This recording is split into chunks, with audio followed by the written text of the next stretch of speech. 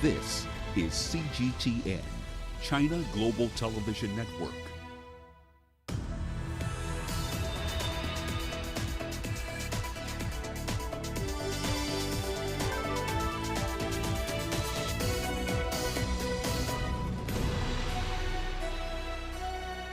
Hello there and welcome to Global Business Africa. We'll be giving you insight into Africa's business and financial markets.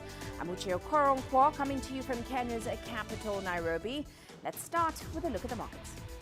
Now, the July 4th holiday in the United States left investors with a shortage of immediate cues today. As a result, emerging market stocks traded flat on the day. MSCI's index inched up 0.04%, or rather inched lower 0.04%. Meanwhile, South Africa adding to Friday's losses as concern continues to mount about the rising third wave COVID-19 infections both locally and abroad, and of course its effect on economic recovery. Industrials slid today. The all-share industrials index was down almost 2% on the day. Meanwhile, the financial and resource index closed in the green today. Now, also coming up on today's show, Egypt, Jordan and Iraq are trying to pump crude from Baghdad to Cairo through Amman. OPEC Plus ministers cancel a crucial meeting due to a standoff with the United Arab Emirates. And we'll show you how a Kenyan sports shoe startup is capitalizing on the pandemic. Now, officials from Egypt, Jordan and Iraq are planning to revive an oil pipeline that will pump crude from Baghdad to Cairo through Amman. In return, Egypt will export some of its excess electricity to the two nations that, of course, are facing acute power shortages. Here's CGTN's Yasser Hakim with more details on the story from Cairo. After a successful trilateral summit held between Egypt, Jordan and Iraq last week, officials announced plans to revive a project that was mooted in 2013 to trade oil in return for electricity between the three Middle Eastern states. The ambitious project will see Iraq export oil to Egypt via Jordan by making use of the capabilities of these countries. Iraq is one of the largest oil producers worldwide and is a key member of OPEC. It produces 3.6 million barrels per day of crude oil. Meanwhile, Egypt has several refining facilities that can import the Iraqi oil, refine it into petroleum products for the local market and re-export around the world. There are several facilities like Midor, and Egypt is working on opening new petrochemical companies and refining facilities soon. تستطيع طبعا انها تكرر النفط العراقي. A 1,700-kilometer pipeline will be built to send oil from Iraq to Jordan. It will then be transported to Egypt through Jordan's Aqaba Special Economic Zone Authority. مدينة العقبة كمنطقة اقتصادية خاصة. The Aqaba city, as a special economic zone, is looking forward to this project for its social and development aspects. It will increase activities and create specialized job opportunities for the citizens in the city and its suburbs. For this project, Aqaba is considered the main backbone that will ensure its success and sustainability. In return for oil, Egypt plans to export electricity to the two Arab nations that face electricity shortages. Iraq is suffering from a huge electricity problem and there is a deficit of about 7,000 megawatts. Egypt, on the other hand, has a 25% surplus of electricity production that could reach 60,000 megawatts and will be exported to provide badly needed electricity to Iraq and Jordan at low cost. There is already an electricity line linking Egypt with Jordan, but authorities will need to establish a larger extension from Jordan to also cover the needs of Iraq as well. No concrete date has been set yet for the project that has been postponed several times in the past due to political instability in the region. Experts, however, believe it can be operational from 2022. Yes, Hakim for CGTN, Cairo. And shifting focus now, Nigeria's fintech startup and online lender Fairmoney has raised just over $40 million in Series B funding as it begins to expand into other emerging markets. Now, this round was led by the U.S. hedge fund and investment firm Tiger Global. With an active presence in Nigeria and India, the startup plans to diversify its current offerings and expand to become the preferred financial destination for its users. The company claims to have 1.3 million unique users who have made more than 6.5 million loan applications. Now, Fairmoney offers loans from as low as $4 to over $1,000, with its longest loan facility standing at about 12 months. Fairmoney, of course, is one of Africa's growing number of online lenders or neobankers who are leading the charge in venture capital funding for consumer fintech startups here in Africa. Well, as this segment takes Africa by the storm, let's find out what's next for this sector. We're joined by John Nicolaou. He's the Director of Operations and Finance at Insider PR. Great to have you with us today, John. Now, of course, VC funds, they've devoted over $2 billion to neobanks in the first half of last year alone. What are your thoughts on why this segment is attracting so much funding? Well, I think that this could really be broken down to three reasons. One is the scale that can be achieved in banking in emerging markets. I mean, it's still the case that in most emerging markets, more people have smartphones than have bank accounts. Second, the direct, efficient, and quick lending that these neobanks can provide. There's an immense market appetite for this type of service across Africa, where traditional loan processes are not very consumer friendly, and old banks are more focused on companies rather than consumers.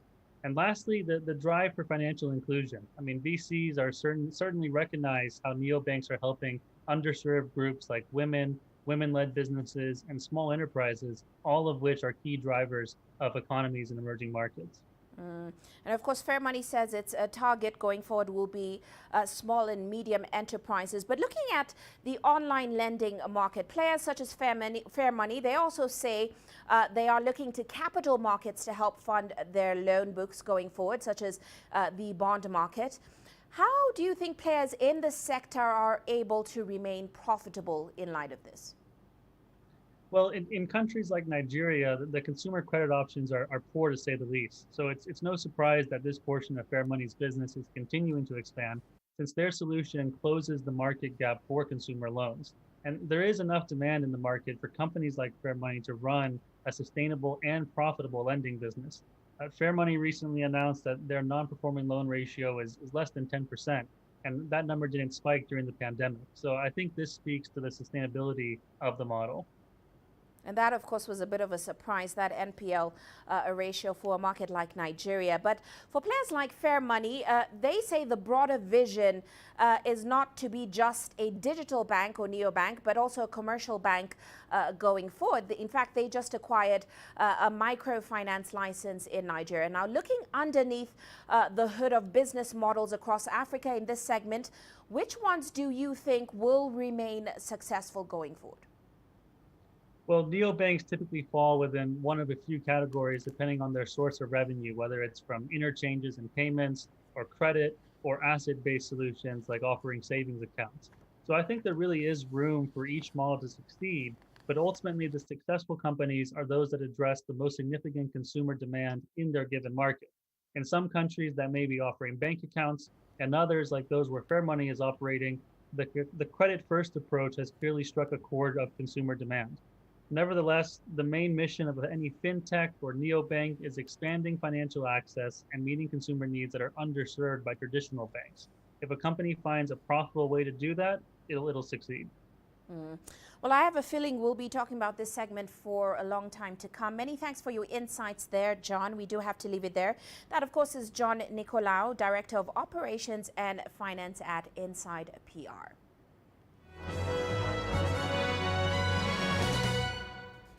And let's now turn our attention to other corporate headlines today. Kenya Airways has cut its flight frequency to Uganda's city of Entebbe by 25%. This is attributed to the surge in confirmed cases of COVID-19 and strict government measures which have reduced demand on the route. And a Safaricom-led consortium has appointed Vodacom DRC Managing Director Anwar Susa as the boss of the new telco in Ethiopia. Susa is also the chairperson of M-Pesa, a position he has held since 2017. He will report to the board of the company as well as the chief executive of Safaricom, Peter Ndegwa. He'll also be tasked with formulating strategies to ensure delivery of quality and affordable mobile and internet connectivity to Ethiopians.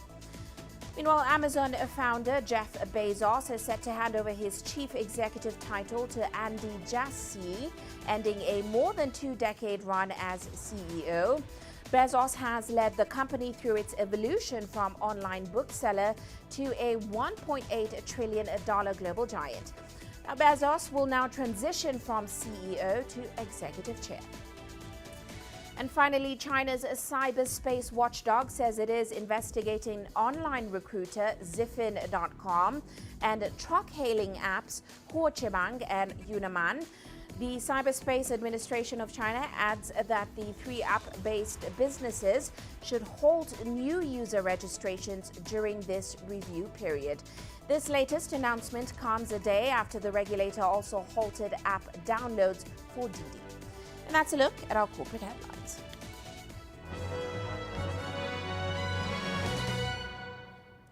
And heading into a short break now, here's a look at what's still to come.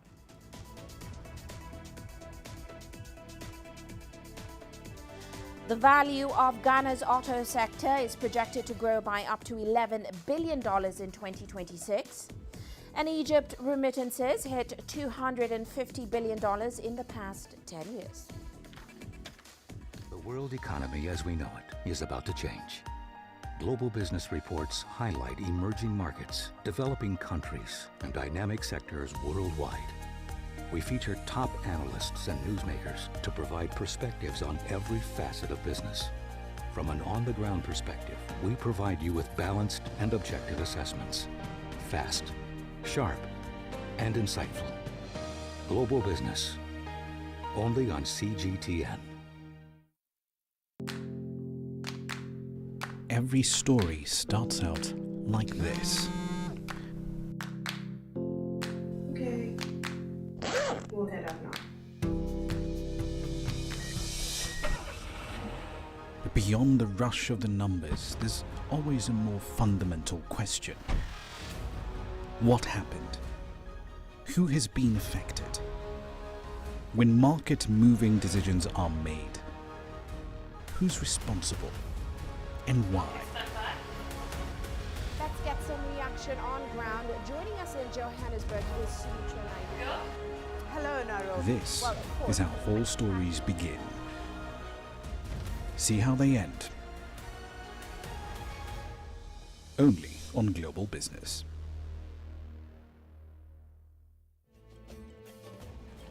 There's more to this place than just glorious landscapes.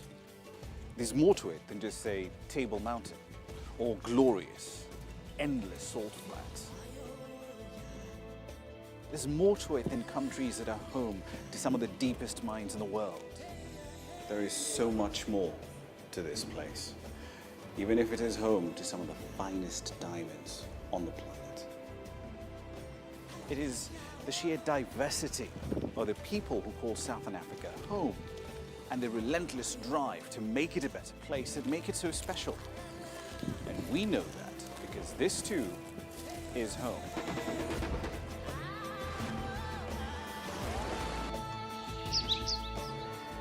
No one knows Southern Africa like we do. CGTN, see the difference.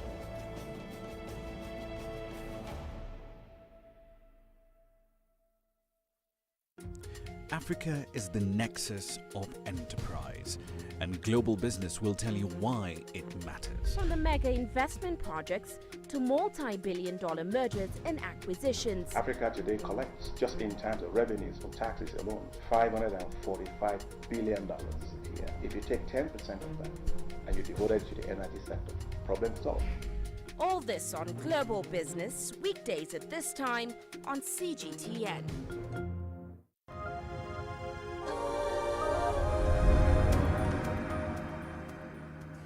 Welcome back. Now heading to Ghana, the country's automobile market has been projected to reach a value of $11 billion by 2026. This has been attributed to the emergence of global car manufacturing giants setting up shop in the country. Now, a report by Stanbic Bank projects a compound annual growth rate of 15% over the next 3 years. That's after the market was valued at about $4 billion in 2020. Now, Ghana's automotive sector is currently dominated by retailers of imported pre-owned cars and new car dealerships. It is estimated that every year the West African nation imports over 100,000 cars, costing about $1.6 billion, which of course is about 15% of its total import bill. Well, let's find out more about the sector from Nabil Ahmed Rufai. He joins us now in Accra. Always good to see you, Nabil. Now, this progress that the sector has seen largely because of an automotive development policy from Ghana's government, in which the government stressed that developing the sector was one of its top priorities. Now, roughly 3 years later, Nabil, how has this policy helped achieve this? How many car manufacturers have we seen set up shop in Ghana?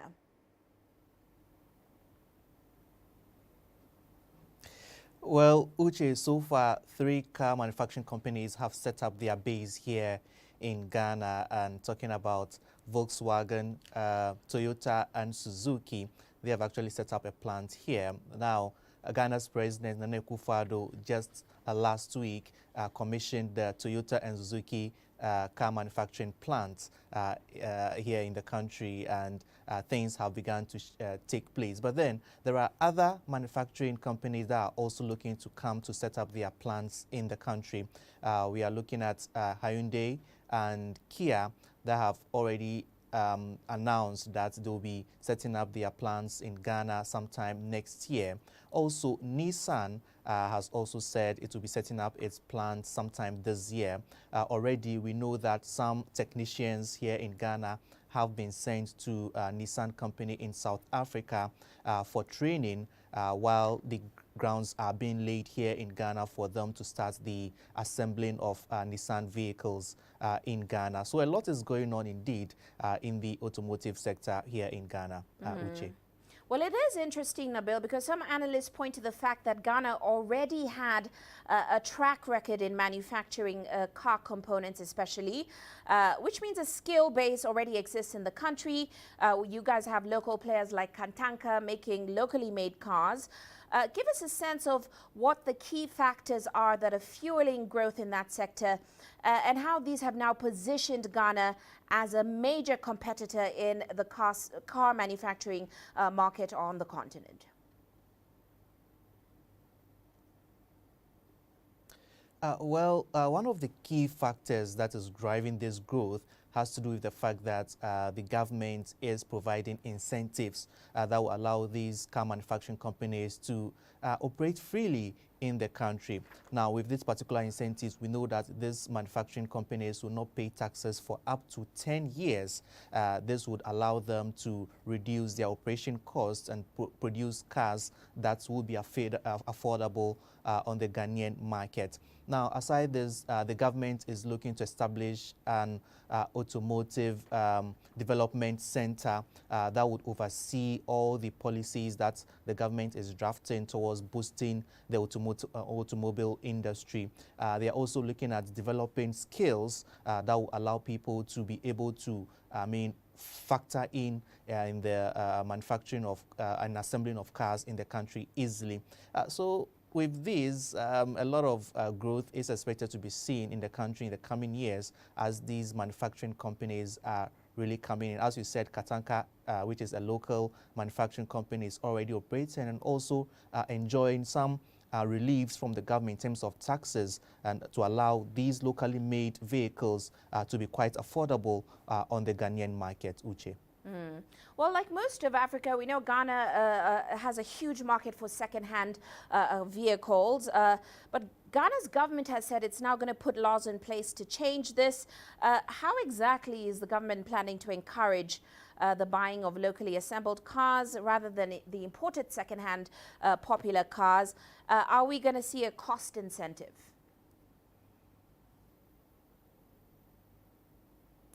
Indeed, Uche, one thing that the government has done is to ban the import of second-hand vehicles that are more than 10 years old.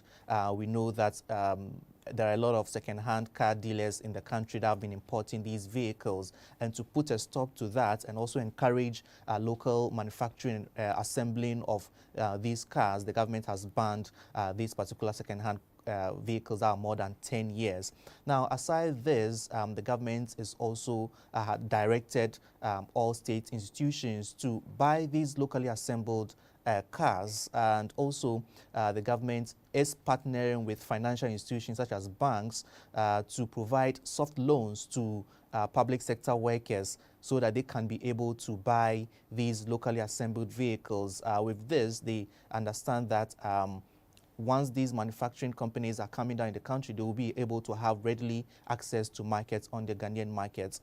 We know that Volkswagen, for instance, is projecting to produce about 20,000 cars every year. And once they are producing this, definitely with all these that incentives that the government is putting in place, then people should be able to buy these vehicles, Uche. Well, one thing that analysts also point to is the fact that in order for Ghana to become the region's main auto cluster, it has to put in place an integrated local manufacturing value chain that, of course, will support the automobile sector. What progress has the government made in this area so far? Yes, Uche, you know, there are some manufacturing companies that producing iron and steel and aluminum. The government is trying to partner with these corporations so that they can be producing or manufacturing these raw materials that these automobile companies or manufacturing companies would need to locally produce these cars. So that's one key thing that the government is looking at doing to support these corporations that are into the production of iron and steel and also aluminum, which serve as raw materials for these vehicles. That's one thing, one big thing, or one giant step that the government is looking at doing to really help the value chain of the car manufacturers. Well, we'll continue watching. Many thanks, as always, Nabil, for your insights. That, of course, is Nabil Ahmed Rufai joining us there in Accra. And moving on now, the Chinese-built Ethiopia-Djibouti standard gauge railway has transported a total of 3.4 million tons of goods over the last 3 years. The cross-border rail connecting Ethiopia with its neighbor Djibouti is said to be the key to economic transformation for the countries and beyond. Here is CGTN's Gerum Chala with more. The Ethiopia-Djibouti electrified rail, which connects landlocked Ethiopia to Djibouti port, has been improving its efficiency by 25 to 30% every year since it went operational in October 2015. That is according to official reports. The railway transported 800,000 tons of commodities in the first year of operation and then increased its capacity to 1.2 million and 1.45 million tons in the next 2 successive years. And it has mainly transported machinery, vehicles, fertilizers, commercial goods and commodities imported by the private sector operators and the Ethiopian Shipping and Logistic Services Enterprise. By the way, this multi-billion-dollar cross-country railway project was financed 70% by the soft loan found from the Exim Bank of China and was constructed by the China state companies CREC and CCECC. Reports suggest that the electrified transnational railway earned $29 million in 9 months. The Ethiopia-Djibouti Railway currently provides different kinds of freight services, including the transportation of perishable goods, vehicles, cereals and fertilizers, as well as transportation of passengers. service, which began in October 2016. Grumjara CGTN, Addis Ababa, Ethiopia. Meanwhile, Egyptian expatriate remittances reached $250 billion in the past 10 years. And that's according to the country's Central Agency for Public Mobilization and Statistics. Now, the figure accounts for about 31.7% of Egypt's net international reserves. From Cairo, Yasser Hakim sheds more light on the role that remittances are playing in driving Egypt's economy. Mohammed Saad, a resident in Cairo, is one of the Egyptian citizens benefiting from the rise in diaspora remittances in recent years. He receives monthly income from his brother living in the Gulf Sultanate of Oman for his upkeep. The money is spent on daily expenses, excursions, groceries, but mostly on medication and house rent. It's important for my treatment cost as my income is not enough to cover expenses. Mohammed is just one of millions of Egyptians who receive money from relatives living abroad. Remittances in the North African state have exceeded $250 billion in the last 10 years, according to the country's statistics agency. While the main sources of hard currency such as tourism, exports and foreign direct investments have dropped due to the outbreak of COVID-19 pandemic, remittances, on the other hand, have maintained an upward trajectory. Remittances now account for 31% of foreign currency reserves and are providing a vital support to the economy amid the uncertainty caused by the pandemic. Remittances provide foreign currency that help in importing basic necessities which we purchase in dollars, especially our food needs. We import big quantities of food and need hard currency for that. That's why we need remittances and other sources of income such as the Suez Canal. Most of the remittances aid in personal expenses by family members, but the government is encouraging expatriates to also invest in key sectors of the economy. The Ministry of Migration is easing procedures for Egyptian expatriates to invest in the stock exchange. In the past, it used to be a complicated process, but now all you need to invest is just your passport. There are other investment opportunities such as in real estate. The government is providing housing units at special prices and payment facilities for Egyptian expatriates to invest in this sector. There are more than 9 million Egyptian expatriates across the world. Over 70% of remittances come from the Gulf nations. There are difficulties in transfers because of the pandemic, especially in Oman, where cases are increasing daily. We hope it subsides soon. As the world begins to recover from the fallout caused by the coronavirus pandemic, Trading Economics predicts Egypt's remittances will hike from the current $27 billion recorded in the financial year 2019-2020 to $73 billion in 2022. Yes, Hakim for CGTN, Cairo. Now, authorities in Tunisia have inaugurated a center that is dedicated to the economic and social reintegration of migrants who are returning to the country. Officials say the program will allow Tunisians who have chosen to voluntarily return home to build their capacity ahead of integration into the labor market. Here's CGTN's Adnan Shaushi with more on that report. Tunisna, as the space is known, was inaugurated by the Social Affairs Minister to help the social and economic reintegration of migrants voluntarily returning to Tunisia. The state will offer help and assistance to Tunisian migrants who have chosen to return after migrating illegally to Europe. Several specialized experts have been posted at the host center and will orient and support the migrants with training, guidance and counseling until they can find a job or launch a business to resume a normal life.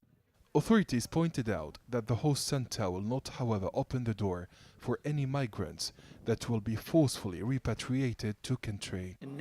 Our services make sure that returning migrants are the ones who took the decisions so that it does not become forced repatriation or organized expulsion. We agreed with our European partners that we will only admit Tunisian migrants that return voluntarily. We need to protect the migrants' rights. The main center is located at the headquarters of the Office of Tunisians Abroad in the capital city Tunis. In addition, 8 similar structures will be operational in the governorates of Bizerte, Kef, Qirwan, Monastir, Sfax, Kafsa, Tatawin and Mednin. This new structure will allow Tunisians who have chosen to return to their country to build their capacity ahead of integration into the labor market. The agents of the Office of the Tunisians Abroad are present in several regions of the country so that the migrants can choose to stay in their city of origin. The new project is part of a cooperation program of the European Union through the Progress Migration Tunisia program that is funded by the Emergency Trust Fund with the expertise France and the French Office of Immigration and Integration. The new migrant center will facilitate the implementation of the mechanism of social and economic reintegration of Tunisians returning home. According to the Social Affairs Department, 600 applications of people wishing to join the program have been examined so far. Adnan Shawishi, CGTN, Tunis. And job losses and closures of small businesses due to COVID-19 has forced a number of Ugandans into agriculture. That's according to a report by the World Bank. Now, the significant shift to agriculture in response to the crisis has, however, heightened land degradation and deforestation in the East African nation. Here's Hilary Ayisiga with more. Prosper Tuhaise is a manager of a betting firm in the capital, Kampala. Twice the government imposed restrictions to curb the spread of COVID-19. Betting parlors were among the many businesses forced to close. And like many others, Tuhaise had to find something else to do. He decided to put some of his savings into rearing chicken. There is no income because we are not pressing any bet, which we get money from. Yet, we have to maintain some of the staff, paying them, and also premises we are renting. So we are spending every day, not earning any income.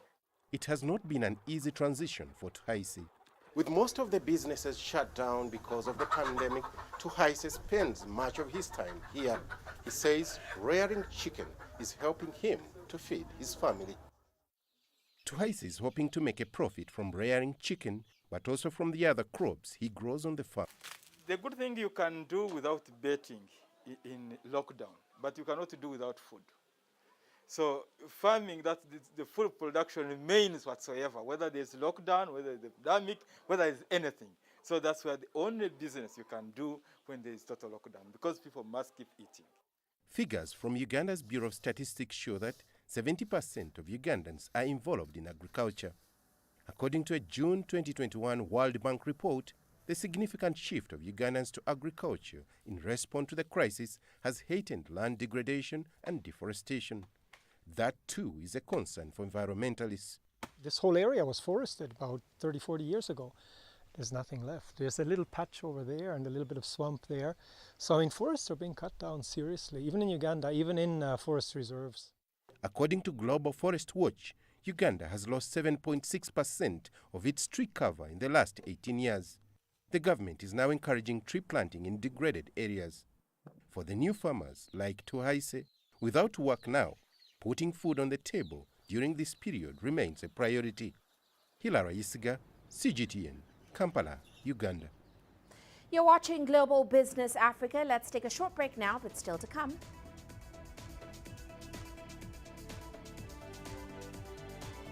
OPEC Plus ministers cancel a crucial meeting due to a standoff with Saudi Arabia.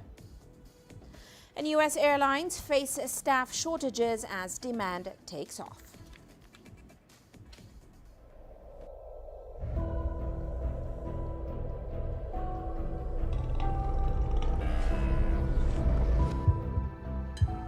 This has taken me completely out of my depth, but at the same time it's exciting. It's new, it's different, it's a challenge. It's really exciting.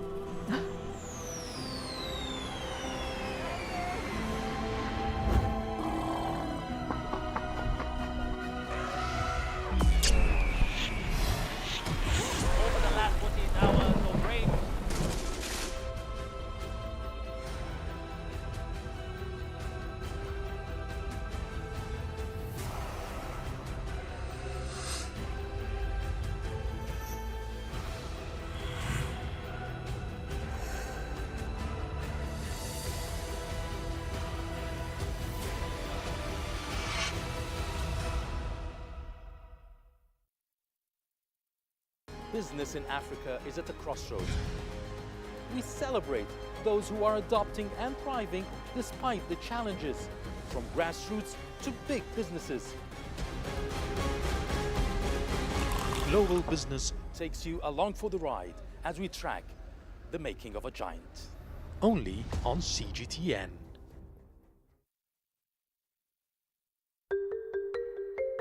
How will your world change today?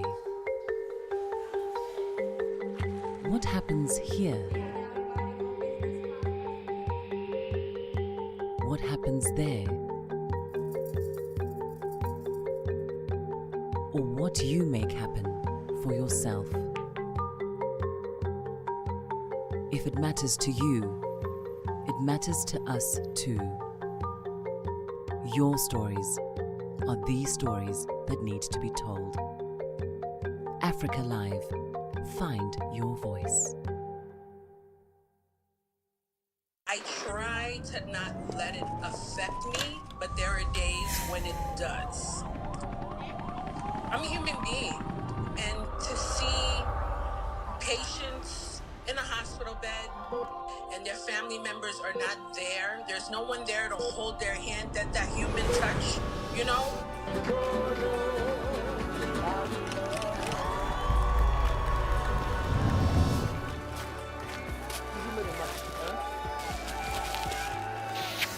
I just hope everyone can remember that the situation is not permanent and that everything will get better eventually.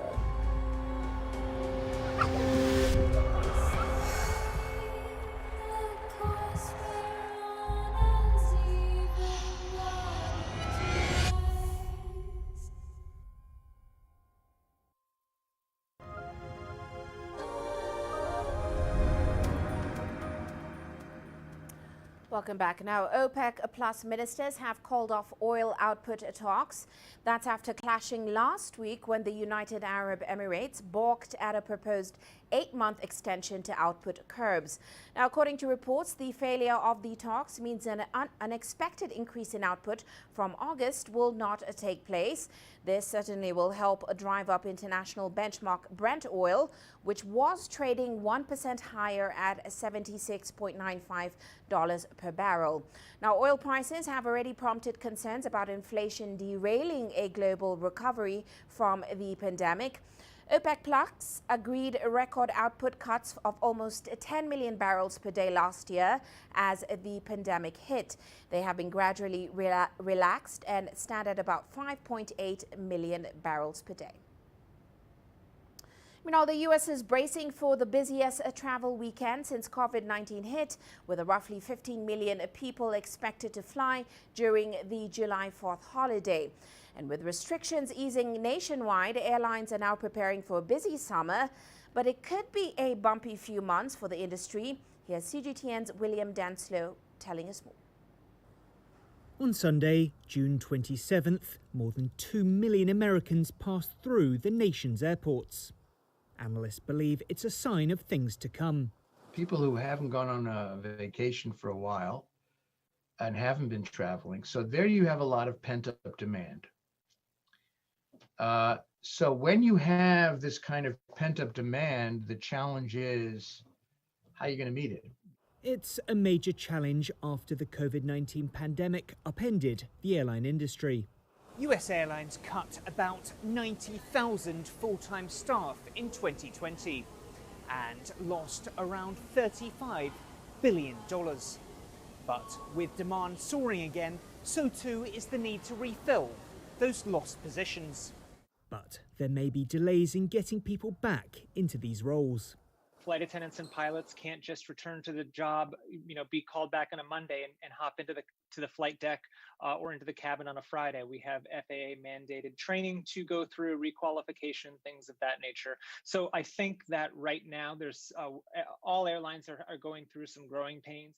To help ease those pains, American Airlines has preemptively cancelled 1% of its flights through mid-July. But experts warn travellers to still brace for delays and turbulence at US airports throughout the summer. It's not just staffing that the airlines pay for. There was a lot of layoffs in terms of airport security.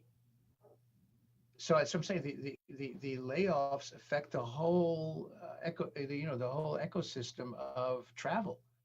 To cover staffing shortages, the Transportation Security Administration is offering a $1,000 hiring bonus.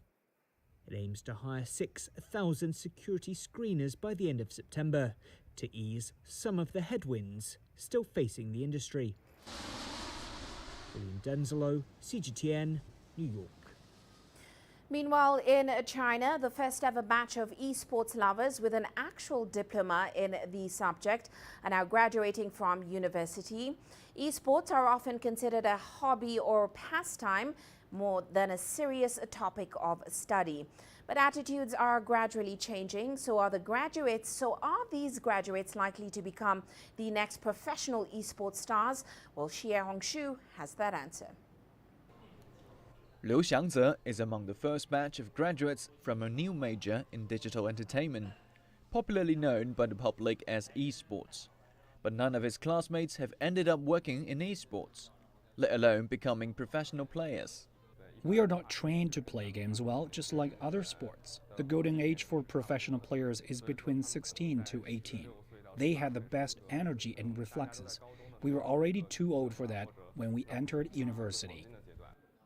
He says professional players are just one element of esports, just as esports are one sector in the wider gaming industry. So playing games is not part of their studies, unlike what people normally imagine. Instead, we were taught how to design funnier games, how to program, and how to manage esports competitions. Everything we need to know about the gaming industry. We don't play games that well, but we sure love games and know a lot about them. The program seems to be well received by the industry. Most of their classmates have received solid job offers, not necessarily in the esports sector, but from major game developers. Very few graduates are directly engaged in esports-related work, but they are still in the industry, because games are the outreaches of esports.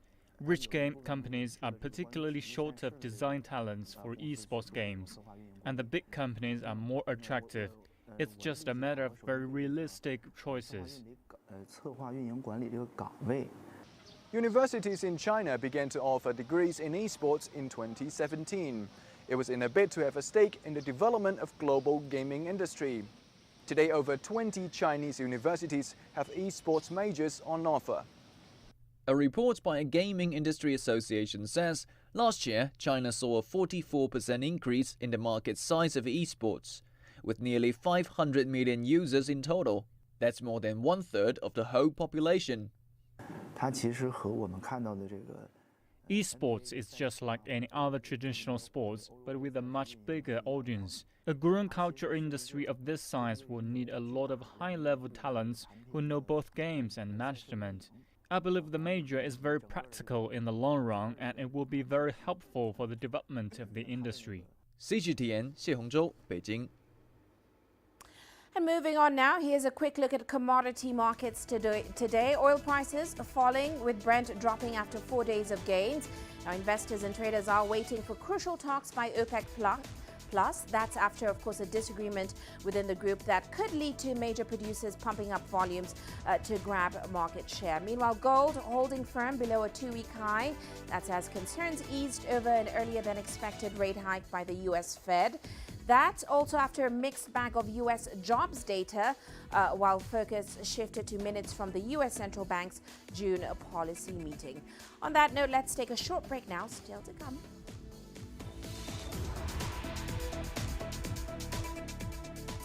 We'll show you how a Kenyan sports shoe startup is capitalizing on the pandemic, as well as Egypt's plan to cultivate 840,000 hectares of the desert.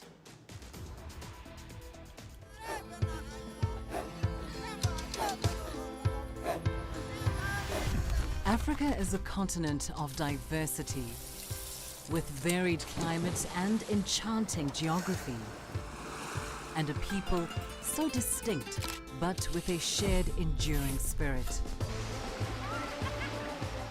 We are at the heart of the continent to bring you the untold stories. Let's have a look. We celebrate Africa as it shapes its own destiny. Tunis, Cairo, Syria, Juba, Johannesburg, Ethiopia, Tanzania. Africa Live. Find your voice.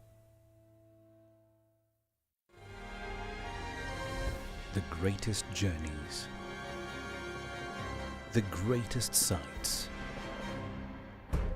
the greatest adventures. Here in Qanater, this weir allows the locals to walk on water. We're far more than just TV news. We're your passport to the wonders of Africa. To bring you stories of struggle, survival and hope.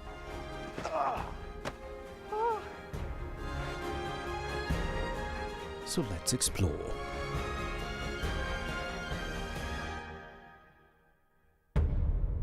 CGTN.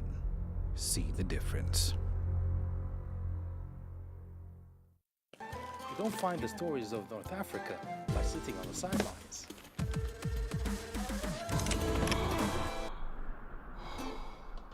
No one else will take you where we can in North Africa. And no one else will show you what it's all about. CGTN, see the difference.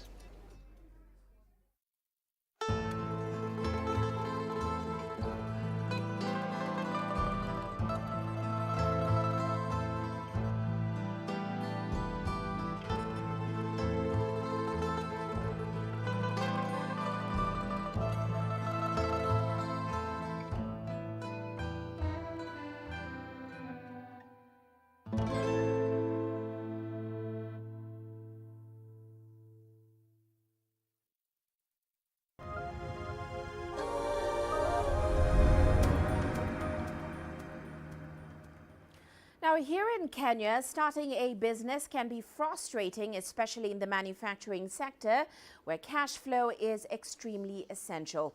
Well, a sports shoe startup, however, is trying to break through this glass ceiling by targeting pandemic-weary outdoor runners. Here's CGTN's Terry Wangari with this story. 5 years ago, all the founders of Enda Sportswear had were a vision, prototypes, their own savings and rejected proposals for financing. It was the $120,000 they raised from crowdfunding platform Kickstarter that eventually helped them set off the races. And even today, they are still frustrated by how hard it is to secure capital in Kenya. Doesn't matter who you know, doesn't matter where you come from, just like athletics, it is your effort, you know? And so if you are able to convince people that this idea is worth existing, then people will come and give you in their different forms.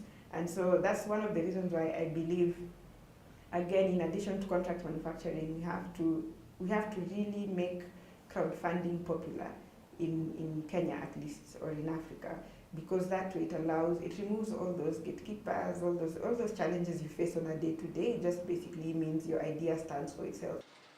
She says they press on due to the potential of the manufacturing sector to create much-needed jobs in the East African nation.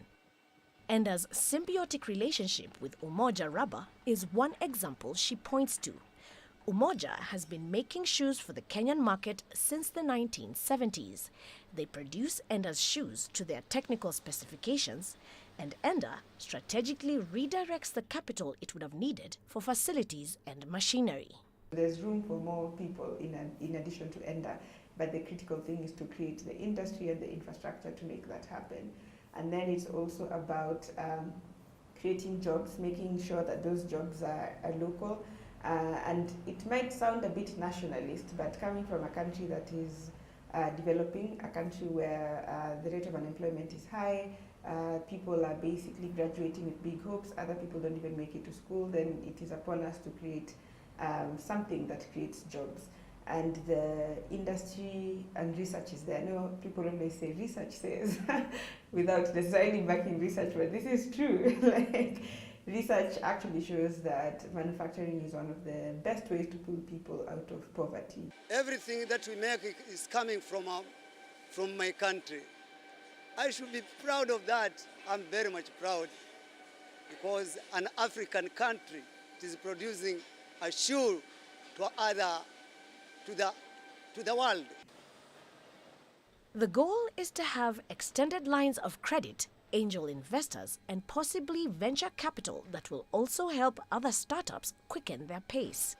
They also intend to take Enda Sportswear to the top 3 of global sports shoe company rankings in the next 5 years. It will require a blistering pace of operations that forces many startups to the side. But Osembo Ombati says the country's domination of middle to long distance running is her inspiration. It is a multi-billion industry, and even though by large strides a successful startup, we haven't really gotten to that table where we command a significant share of the industry. And so for me, the focus remains on getting to one of those top 3 slots, just as in athletics, being on the podium matters. Running was the only thing allowed by most governments. It was the only other thing people could do by themselves in the open because gyms were closed. And so COVID actually became, I was going to say a good thing. It's not really, because I know some friends of mine who shut down their businesses, but I would say for the running shoe industry in particular, COVID was a really good thing. The industry, it just went up. To get there, Enda is building on a bump in sales since last year, caused by consumers who found themselves stuck at home due to the pandemic, turning to running to keep fit. There was a reason why our stories were not written down. They were sung, it was oral history, it was poetry, it was design, it was art, it was that kind of thing. And so when we managed to bring that together, especially something, the trail shoe is taking a historic perspective, looking at the origins of mankind, the origins of running, and putting all that together. I feel like we are continuing with that tradition, but in a more modern perspective. It's not the first time that Enda is leaning on Kenya's illustrious reputation on the track to give its products a boost. Enda's debut running shoe, a lightweight trainer, was named the E10, which is the high-altitude training area in the Rift Valley, beloved by world-beating track stars like David Rudisha. It's launching a new shoe for trail running, targeting those who like the challenging outdoor spaces away from gyms or paved training grounds. The shoe will be sold under the brand of Kobe Fora, an archaeological site in northern Kenya, where some of the earliest human remains were found.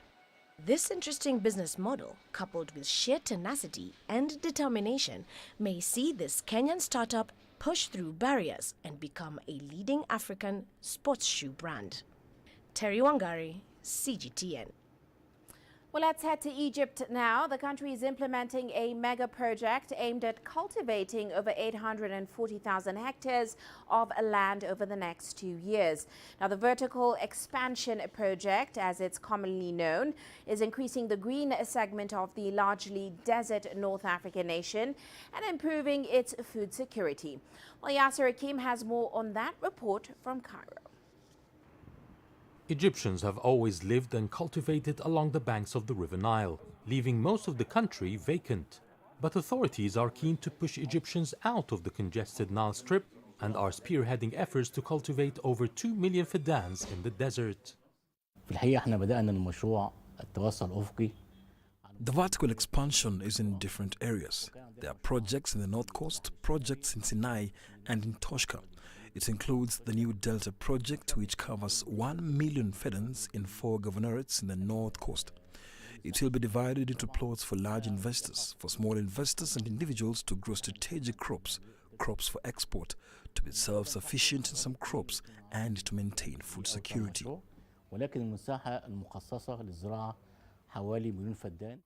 The project is aimed at establishing a second delta that equals the old delta along the River Nile. Afifi Nail is one of the farmers at Qalyubia region who grows corn and vegetables on his 50 fidans of land. He believes the new project will benefit farmers because of the technical support provided by the government. I am now using updated irrigation systems introduced by the government. It saves water consumption, especially in wheat, which consumes a lot of water. There is also better quality of seeds provided to us. I use it here and it made higher and better yields than the older seeds. More exports from these projects will improve income for the farmer. The higher quality and yield along with the government's improved marketing of our goods will make it more profitable for us. According to officials from Egypt's Agriculture Ministry, the benefits of the mega project are more comprehensive. If we take 1 million fedans and cultivate 60% of it with strategic crops like wheat, we can produce 1,800,000 tons of wheat, which will cover food deficit by 30%. Agriculture contributes 11.5% of the GDP, and this project will raise agricultural production to 30% of GDP. Labor in agriculture accounts to 25% of the total workforce. With the new project, numbers will increase to more than 33 or 34% of workforce in the market. We are trying to grow self-sufficiency and reach 60 to 70% of wheat consumption. We are already self-sufficient in rice and soon in sugar and oriental corn, as well as in vegetable oils and fruits. The plan is not just an attempt to cultivate land, but also to encourage Egyptians to move into new cities and villages around the green areas. We can see they're developing the rural areas and the villages by improving water, electricity and all services, as well as developing better roads and housing. It's a national project that will benefit the youth who can take a small plot and a house in the new cities. For farmers like me, we can invest on a larger scale from the 2 million fedans on offer. Work has begun on the project with 200,000 fedans already cultivated, and it could reach 350,000 by the end of 2021. Yes, Hakim for CGTN, Cairo. And before we leave you today, a quick look at Africa's currencies. South Africa's rand easing 0.1%, and that's after data showed that the country's private sector activity expanded at a slower rate in June, of course, due to disruptions caused by new COVID-19 measures. Meanwhile, Ghana's cedi continues to weaken slightly against the dollar. It ended the first half of this year with a marginal depreciation of 0.04%. That, of course, was triggered by an uptick in demand over the second quarter. But traders are saying the Bank of Ghana's policy interventions, particularly the forex forward auction and the staggered payment of dividends by foreign banks in the country to shareholders, has certainly helped in its performance this year. Well, that's it for this edition of Global Business Africa. Remember, you can send your feedback to the contacts on your screen. You can also follow us on our various digital media platforms. From me, Uche Okoronkwo, and the rest of the team, thanks for watching.